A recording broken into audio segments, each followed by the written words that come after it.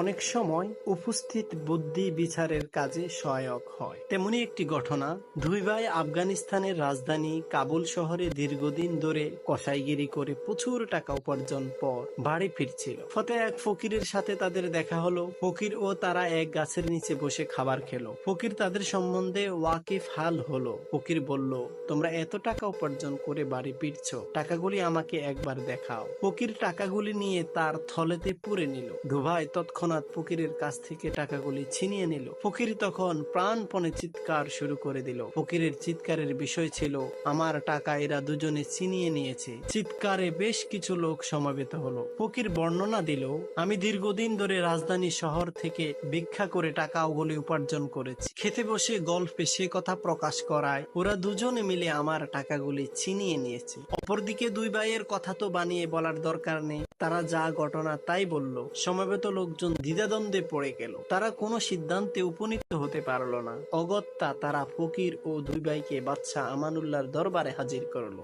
বাদশা উভয়ের বক্তব্য শুনলেন। তিনি একটা ফাতিলে পানি গরম করতে বললেন। পানি গরম হলে তিনি টাকাগুলি পানিতে ফেলে দিলেন। পানির স্বাভাবিক রং বদলে গেল, কারণ টাকাগুলিতে কসাইগিরির রক্ত লেগেছিল। বাদশা এবং উপস্থিত সকলে বুঝলেন টাকাগুলির সত্যিকার মালিক দুই ভাই। টাকাগুলি তাদের দিয়ে দেয়া হলো এবং ফকিরকে শাস্তি দেওয়া হলো।